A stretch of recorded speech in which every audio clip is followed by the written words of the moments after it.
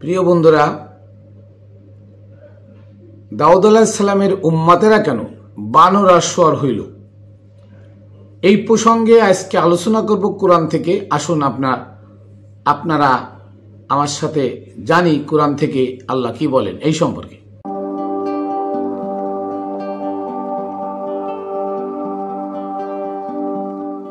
বিসমিল্লাহির রহমানির রহিম। আসসালাতু ওয়াসসালামু আলা সাইয়্যিদিল মুরসালিন ওয়া আলিহি ওয়া আসহাবিহি আজমাইন। প্রিয় বন্ধুরা, দেশে প্রবাসে যারা যেখানে আছেন সকলকে জানাই আমি Mainul Kabir Khatune Jannat TV YouTube channel, Facebook page ও রামভেলের পক্ষ থেকে শুভেচ্ছা ও অভিনন্দন। প্রিয় বন্ধুরা, আপনারা জানেন যে চারখান আসমানি গ্রন্থ বড়, 114 খান আসমানি গ্রন্থ, তার ভিতরে চারখান আসমানি গ্রন্থ বড়। এই বড় চারখান আসমানি গ্রন্থ চার নবীর উপরে আল্লাহ তাআলা দিয়েছেন। এক নম্বর হলো হযরত দাউদ আলাইহিস সালামের পরে জবুর, মূসা আলাইহিস সালামের পরে তৌরাত, ঈসা আলাইহিস সালামের পরে ইনজিল এবং সর্বশেষ নবী, আমার নবী, দয়ার নবী, মায়ার নবী, কুল কায়নাতের নবী মুহাম্মদ মুস্তাফা সাল্লাল্লাহু আলাইহি ওয়াসাল্লামের পরে দিয়েছেন আসমানি কিতাব আল কুরআন। তো এই কোরআনে হযরত দাউদ আলাইহিস সালামের উম্মতের করুণ পরিণতি এই কোরআনে আল্লাহ তাআলা তুলে ধরেছেন। সূরা মায়দার 67 নম্বর আয়াত, এই আয়াতটাকে বলি, এরপরে আমি আপনার পুরো কিচ্ছার কাহিনীটা, মানে পুরো কাহিনীটা কিভাবে কি হলো এটা আপনাদের সামনে তুলে ধরবো ইনশাআল্লাহ। আল্লাহ পবিত্র কোরআনে সূরা মায়দা 60 নম্বর আয়াতে আল্লাহ বলেন, কুল হাল উনাব্বিউকুম বিশাররিম মিন যালিকা মাসুবাতান ইনদাল্লাহ। হে নবী, আপনি আপনার উম্মতদেরকে বলুন, হাল উনাব্বিউকুম বিশাররিম মিন যালিকা মাসুবাতান ইনদাল্লাহ। হে আমার উম্মতেরা, আমি এমন একটা বিষয়ে তোমাদেরকে খবর দিব, প্রশ্নগত এখানে খবর দিব, যে বিষয়ে আল্লাহর কাছে প্রমাণিত, আল্লাহর নিকট যেটা প্রমাণিত সর্বোত্তম খারাপ, মানে সর্বশ্রেষ্ঠ খারাপ, শ্রেষ্ঠ না আর কি, সর্বকালের সব থেকে খারাপ। বিশাররিন, শাররুন শব্দটা খারাপ, মানে আল্লাহর নিকট প্রমাণিত খারাপ, মানে আল্লাহ যেটাকে খারাপ বলেছেন এমন একটা খারাপ, জঘন্য খারাপ। আল্লাহর নবীকে আল্লাহ বলতেছেন, কুল হাল উনাব্বিউকুম বিশাররিন মিন যালিকা মাসুবাতান ইনদাল্লাহ। হে নবী, আপনি বলুন, হাল কি, উনাব্বিউকুম তোমাদের কি এমন একটা খবর দেব, বিশাররিন যেটা অত্যন্ত খারাপ, সেটা কি, যালিকা মাসুবাতান মিন যালিকা মাসুবাতান ইনদাল্লাহ, যেটা আল্লাহর নিকট প্রমাণিত। তার মানে আল্লাহর নিকট এমন একটা খারাপ, মানে কুল কায়নাতের মধ্যে এমন একটা খারাপ প্রমাণিত, মানে খারাপ প্রমাণিত, যার থেকে আর খারাপ নাই। সেটা কি, মান লানাহুল্লাহু ওয়া গাযিবা আলাইহিম, যে আল্লাহ যাদের উপরে লানাত করলেন, অভিশাপ দিলেন, এবং অগজিবা আলাইহিম, আল্লাহ যাদের উপরে কি করলেন, ক্রোধান্বিত হলেন, মানে আল্লাহ রাগ করলেন। আল্লাহ কিছু লোকের উপরে কি করলেন, তার গজব দিলেন, লানাত দিলেন, আর কি করলেন, রাগ করলেন। সেই ব্যাপারটা কি, তারা কারা এবং তারা কারা, এই ব্যাপারটা বলছে, ওয়াজআলা মিনহুমুল কিরাদাতা অল খনাজিরা। আর যাদের উপরে আল্লাহ লানত দিলেন এবং যাদের উপরে আল্লাহ রাগম্বিত হলেন, তাদের মধ্যে হতে কিছুকে কিরাদাতান, মানে ওয়াজআলা মিনহুমুল কিরাদাতা, জাআলা মানে বানিয়ে দিলেন, মিনহুম তাদের মধ্যে হতে কিরাদাতান বানর, ও খনাজিরা আর কিছু লোককে শুয়োর বানায় দিলেন। কেন, ওয়া আবাদাত তাগুত, তারা তাগুতের ইবাদত করত, তারা নবীর আদর্শ মেনে চলে নাই, নবীর কথা মতো চলে নাই, তারা কি করেছেন? তারা নবীর দেখানো পথ থেকে বিচ্যুত হয়ে তারা তাগুতের ইবাদত করত। তাই আল্লাহ বললেন মাল্লানাহুল্লাহু ওয়া গাযিব আলাইহি, তাদের মধ্য হতে কিছু মানে কাউকে লানাত দিলেন, অভিশাপ দিলেন, ওয়া গাযিব আলাইহি, কারো উপর আল্লাহ চরম ক্রোধান্বিত হলেন, চরমভাবে রেগে গেলেন। গিয়ে কি করলেন? ওয়া জাআলা মিনহুমুল কিরাদাতা ওয়াল খানাজিরা, আল্লাহ লানত দিলেন এবং রেগে যায় কি করলেন? তাদের কিছুকে বানর আর কিছুকে শোয়ার বানায় দিলেন। কেন? ওয়াবাদাত তাগুত, তারা তাগুতের ইবাদত করত। উলাইকা শাররুম মাকানাও ওয়া আদাল্লু আন সাওয়াইস সাবিল, তারা খারাপ অবস্থানে আছে এবং তারা সত্য পথ থেকে, সোজা পথ থেকে বিচ্যুত। তারা সোজা পথ থেকে বিচ্যুত হয়ে গেছে, সোজা পথ থেকে ছিটকে পড়ে গেছে, সোজা পথ থেকে ভিন্ন পথে চলে গেছে। তাহলে আল্লাহ এই আয়াত দ্বারা বোঝালেন যে আল্লাহ কিছু খারাপ ব্যাপারে, মানে কিছু খারাপ ব্যাপারে খুবই রাগান্বিত, ক্রোধান্বিত। খারাপ ব্যাপারটা নেই, সেটা কি? যে আল্লাহ কিছু লোকের উপরে অভিশাপ দিলেন আর কিছু লোকের উপরে আল্লাহ রেগে গেলেন। রেগে গিয়ে ওয়াজাআলা মিনহুমুল কিরাদাতা ওয়াল খানাজির, তাদের মধ্যে হতে কাউকে বানর আর কাউকে শোয়ার বানায় দিলেন। কেন? তারা ওয়াবাদাত তাগুত, তারা তাগুতের ইবাদত করত।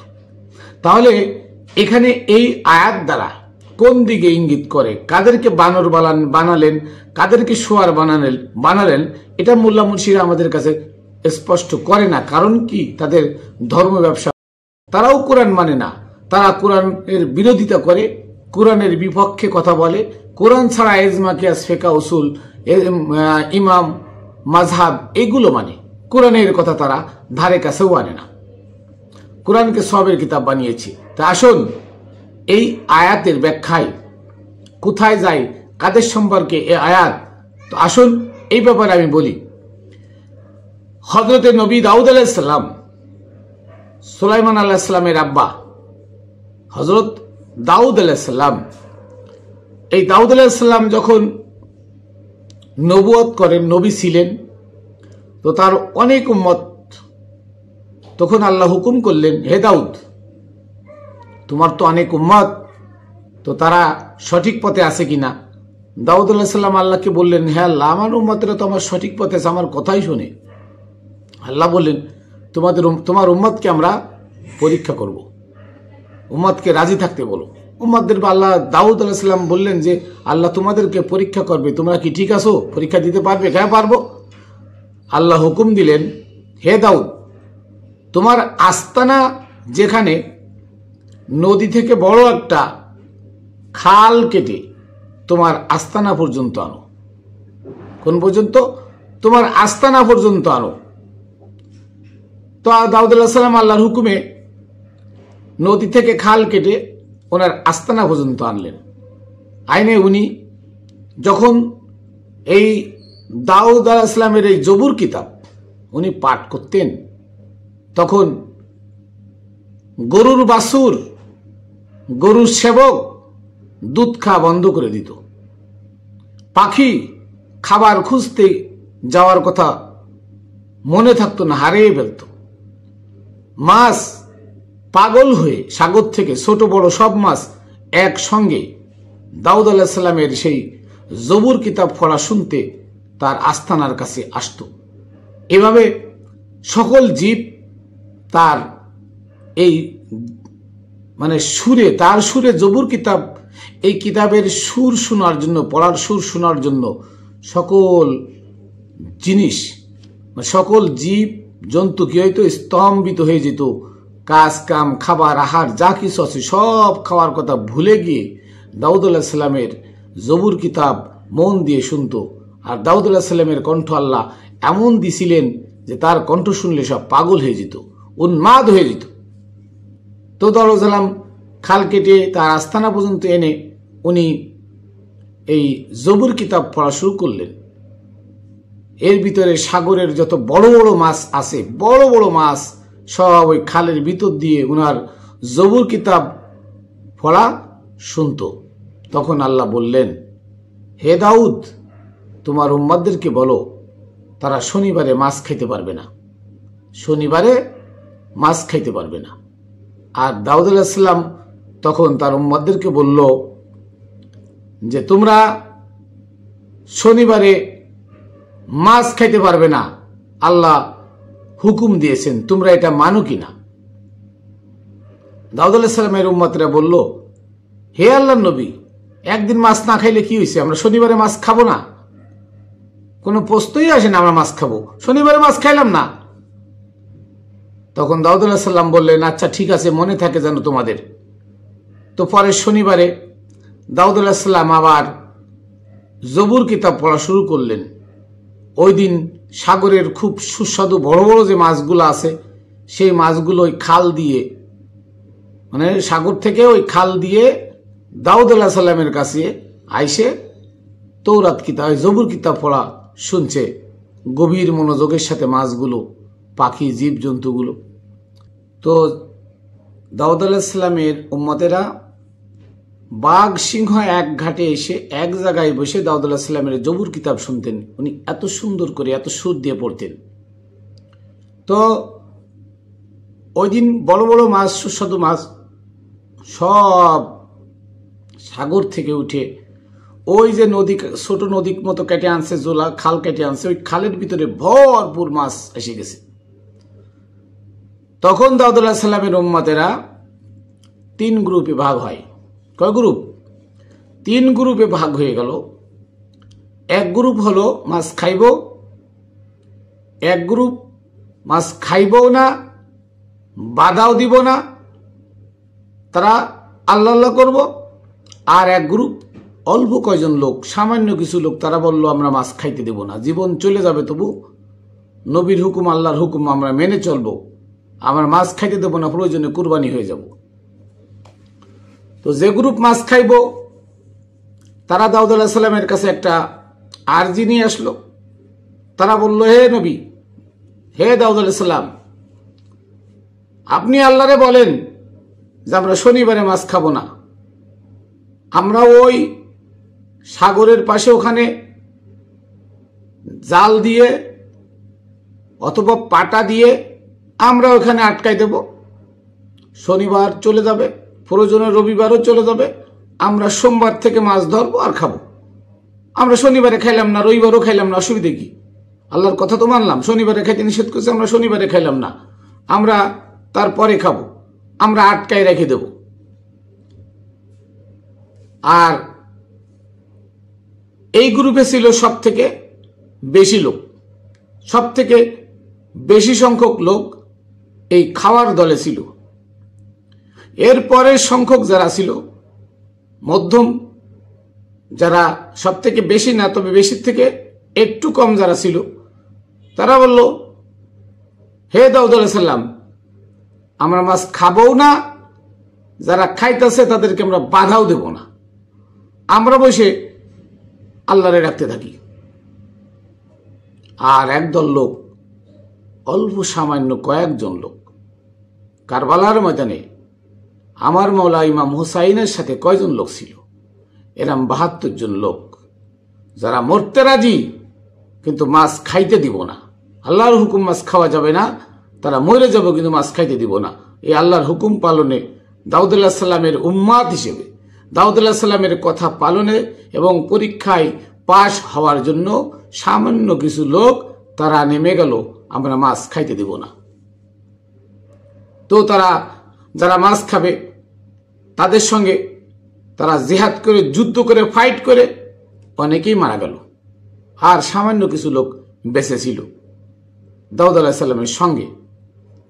তখন আল্লাহ তাআলা রাগান্বিত হলেন, লানাতুল্লাহ, তাদের উপরে আল্লাহ লানাতুন, আল্লাহ লানাত করলেন, গযিব আলাইহি, এবং তাদের উপরে আল্লাহ রেগে গেলেন। রেগে গেলে তাদেরকে কি করলেন? তাদের ওই গ্রুপকে বানর বানাই দিলেন। কোন গ্রুপ? যে গ্রুপ মাছ খাবে, আটকায় রাখছে ফাটা দিয়ে, শনিবারে রবিবারে খাবে না, তারা সোমবারে মঙ্গলবারে ধরে খাবে, শনিবারে না খাইলে তো হয়েছে। অথচ মাছগুলোরে আটকায় তারা খাইতে চাইছিল। আল্লাহ তাদের উপরে রাগ করে তাদেরকে বানর বানাই দিলেন। অকুনু কিরাদাতান, তাদেরকে বানর বানিয়ে দিলেন। আর ওয়াল খনাজিরা, যারা মুনাফিক, খাইব না বাধা দিব না, তারা কি মুনাফিক। যারা মধ্যম পন্থা অবলম্বন করলো তারা কি মুনাফিক। আল্লাহ তাদেরকে শোয়ার বানাই দিলেন, তারা যেখানে বসে ইবাদত করতেছিল তাদেরকে শোয়ার বানাই দিলেন। আমরা একটা কবিতা পড়েছি উর্দুতে, কি কবিতা? লা হাওলা ওয়ালা কুওয়াতা ये कैसे बशर है सूरत बुजीना मगर दम तो नहीं है। কবি বলছেন লা হাওলা ওয়ালা কুওয়াতা ये कैसे बशर है, মানে লা হাওলা ওয়ালা কুওয়াতা তো বোঝেন যে আল্লাহ তুমি ছাড়া কোনো শক্তিশালী কেউ নাই। এ कैसे बशर है, এরা কেমন মানুষ। সুরাতে বুজিনা, এদের সুরত এদের চেহারা বানরের মতো, মাগার দম তো নেই হয়, কিন্তু লেজ তো নাই। তার মানে আল্লাহ এদেরকে শোয়ার এবং বানর বানাই দিলেন। শোয়ারের মতো চেহারাটা শোয়ারের মতো হয়ে গেল, কিন্তু তাদের লেজ তো নাই। বানরের মতো হয়ে গেল, কিন্তু তাদের লেজ তো নাই। তারপরে ইতিহাসে আছে যে এরাই শোয়ার অবস্থায়, বানর অবস্থায় তাদের আত্মীয় স্বজন কারোর কাছে যাইতে পারে নাই। না খেয়ে খেয়ে তারা কিছুদিন মাত্র বেঁচে ছিল, তারপরে তারা মারা যায়। তাহলে আসুন দাদারা, ভাইয়েরা, বন্ধুরা, তারা কেন শোয়ার আর বানর হইল? তারা আল্লাহর হুকুম মানে না, আল্লাহর বিধান মানে নাই। তারা জবুর কিতাবে আল্লাহ হুকুম করেছে যে তোমরা শনিবারে মাছ খেও না, আর তারা বলছে শনিবারে আটকায় রাখবো, আমরা রবিবারে আর খাবো না, সোমবারে দূরে খাবো। তার মানে কি আল্লাহর বিধানকে অমান্য করেছে। আর আল্লাহর বিধানকে যারা অমান্য করে তারা কি শোয়ার আর বানর, এতে কোনো সন্দেহ নাই। তারা তাগুদের ইবাদত করেছে, ও আবাদাল তাগুদ, তারা তাগুদের ইবাদত করেছে। তাই এই যুগে কি শোয়ার আর বানর হওয়ার মতো কি লোক আছে না? আছে। আল্লাহ কোরআনের সূরা মায়দার 44, 45, 47 নম্বর আয়াতে আল্লাহ বলছেন ওমাল্লাম ইয়াহকুম বিমা আনজালাল্লাহ ফাউলাইকুমুল কাফিরুন, যারা আমার এই বিধান অনুযায়ী বিচার করে না, অতএব আমার এই বিধান যারা মানে না, এই বিধানে যেটা না আছে, না করা আছে সেটা করে, যেটা করো না সেটা, যেটা বলা আছে করো না সেটা করে, যেটা বলা আছে এটা করো না, এটা করো সেটা করে না। এই বিধান দিয়ে তারা বিচার করে না, এই বিধান দিয়ে তারা ইহকাল পরকাল খোঁজে না, তারা তাগুতের ইবাদত করে। তারা এজমা কিয়াস, ফেকা উসুল আর জাল হাদিসের ইবাদত করে। যেমন তারাবি নামাজ আমার নবীর সময় ছিল না, রোজা এই রোজা আমার নবীর সময় ছিল না, ওমর বানাইলো, ঈদ ওমর বানাইলো। আজকে তারা ওমরের ইবাদত করে, ওমরের বানানো শরীয়ত পালন করে ইবাদত করে। তারা আমার নবীর রেখে যাওয়া আল কোরআনকে ধরে না, কোরআনকে সবের কিতাব বানাইছে, আর ওমরের এই বানানো শরিয়াতকে তারা মাথা পেতে নিয়েছে। তাই তাদের অবস্থা, আমার নবী যেহেতু আল্লাহর কাছে দোয়া করেছিলেন যে আল্লাহ তুমি আমার উম্মতদের উপরে তাৎক্ষণিক কোনো গজব দিও না, তাদেরকে তওবা করার সুযোগ দিও, তাই আমাদের মধ্যে বানর আর শোধ দেখা যায় না। হ্যাঁ, তবে কিছু কিছু মানুষ মারা গেলে তাদের চেহারা পুড়ে বানরের মতো হয়ে যায়, শোয়ারের মতো হয়ে যায়। কেন? ওই যে আল্লাহর বিধানকে তারা অমান্য করে, আল্লাহর বিধান তারা মানে না। আল্লাহর বিধান যদি মানে তাহলে মোল্লাই মসজিদে তারাবি পড়ায় বেতন নিত না, নামাজ পড়ায় বেতন নিত না। কারণ আল্লাহ বলছেন লা তাশতারু বি আয়াতিনা সামানান কলিলা, তোমরা আমার নিদর্শনাবলীকে বিক্রয় করো না। তাহলে এভাবে আমরা দেখি যে আল্লাহর বিধান যুগে যুগে যারা না মেরেছে আল্লাহ তাদেরকে সাথে সাথে গজব দিয়েছে। দাউদ আলাইহিস সালামের উম্মতরা 3 গ্রুপ, সবচেয়ে বেশি গ্রুপ ছিল কি পথভ্রষ্ট। আল্লাহ কোরআনেও বলেছে যে তোমাদের মধ্যে যারা বেশি সংখ্যক লোক আছেন তারা পথভ্রষ্ট, তোমরা তাদের কাছে যেও না, পথভ্রষ্ট হয়ে যাবে। আল্লাহ কোরআনের তাহলে বিধান আল্লাহ কোরআনেও দিয়ে দিলেন যে বেশিরভাগ লোকই পথভ্রষ্ট, তারা বানর হবে। আর কিছু লোক আছে তারা খারাপ কাজও করতে যায় না, মানে খারাপ কাজ আল্লাহর বিধান যেটা করো না ওটাও তারা নিষেধ করে না, আর ঘরে বসে সৎ কাজের আদেশ দেয় না, অসৎ কাজকে মানুষকে অসৎ কাজ থেকে মানুষকে নিষেধ করে না, তারা ঘরে বসে আল্লাহকে পাওয়ার জন্য ইবাদত করে। এমন কিছু লোক আছে, এরা হলো শুয়ারের কাতারে, এরা শুয়ার, খিনজির ওয়াল খানাজিরা, এরা শুয়ারের কাতারে, এরা হবে শুয়ার। কিন্তু নবীর হুকুম অনুযায়ী, নবীর চাওয়া অনুযায়ী আল্লাহ তাআলা কি করেন না, তাদেরকে তাৎক্ষণিক সাজা দেন না। তা শুনে রাখুন যে দাউদ আলাইহিস সালামের উম্মতেরা যদি বানর আর শুয়ার হয়ে মারা যেতে পারে অধিকাংশ লোক, তাহলে আমার নবীর উম্মতেরা কি নাই? কারবালার দিকে তাকান, ইমাম হুসাইনের দলে ছিল মাত্র 72 জন, আর এজিদের দলে ছিল 22,000। তাহলে আল্লাহ বলতেছেন কোরআনে, যে দলের বেশি সংখ্যক লোক তারা জাহান্নামী, তারা পথভ্রষ্ট। তাহলে কি এখানে এজিদের দলের লোক বেশি ছিল, তারা পথভ্রষ্ট, আর ইমাম হুসাইনের দলে সামান্য লোক ছিল, তারা বিজয়ী, তারা নাজাতি। এই এজিদের লোক কি আজকে নাই? আজকে আমার আপনার পিছনে আশেপাশে সব এজিদ, যারা নবীর নাম শুনলে সিটকায়, মা ফাতেমা, হাসান হুসাইন, মাওলা আলীর, যাদেরকে কোরআনে যাদেরকে পাক ও ফুতু বলা হয়েছে, আজকে তাদের নাম শুনলে সিট কোটে লাফায় ওঠে, নাউজুবিল্লাহ আস্তাগফিরুল্লাহ পড়ে বেলায়। অতএব এই লোকগুলোই হচ্ছে জাহান্নামী, যারা আলেমাতের নাম শুনতে পারে না, পাক পাঞ্জাতনের নাম শুনতে পারে না, যারা কোরআনের হুকুমকে, বিধানকে মানে না, অন্য বিধান দিয়ে বিচার করে, তারা কাফের, তারা জালেম, তারা ফাসেক। সূরা মাইদা 44, 45 ও 47 নম্বর আয়াত পড়ে দেখেন, সূরা ফুরকানের 33 নম্বর আয়াত পড়ে দেখেন। এ কোরআনই কোরআনের ব্যাখ্যা, এই কোরআন কোরআনের ব্যাখ্যা। তাহলে কোরআন যদি কোরআনের ব্যাখ্যা হয়, তাহলে আপনার কোরআনের ব্যাখ্যা হাদিস পাইলেন কই? এই মনগুলা কিচ্ছা খাইনি কোথায় পাইলেন? হ্যাঁ, আমার নবী জিন্দেগিতে তারাবি নামাজ পড়ে নাই, রোজা রাখে নাই। আজকে তারাবি ওমর আবিষ্কার করলো 14 হিজরিতে, সবাই জানে। অথচ সেই ওমরের তারাবি, সেই তারাবির ওরা 500 হাদিস বের করছে। এই 500 হাদিস বানাইলো কে? নবীর সময় ছিল না, নবীর পরে নবীর ওফাত হয়েছেন 11 হিজরিতে, আর 14 হিজরিতে ওমর বানাইলো তারাবি, সবচেয়ে বড় বেদাত তারাবি। আর সেই তারাবির 500 হাদিস সিয়াসিত্তার মধ্যে করতে আইলো। এরা বানাইলো কে? কে বানাইলো? আপনারা বানিয়েছেন। কারা? যারা কোরআন মানেন না, যারা নিজেদের মত মতো হাদিস বানিয়ে ধর্মকে ব্যবসায় পরিণত করেছেন। এটা ওয়াহাবি মতবাদ, এটা ইবনে তাইমিয়ার মতবাদ, এটা আব্বাসীয় উমাইয়াদের মতবাদ, আমার নবীর দুশ্মনদের মতবাদ।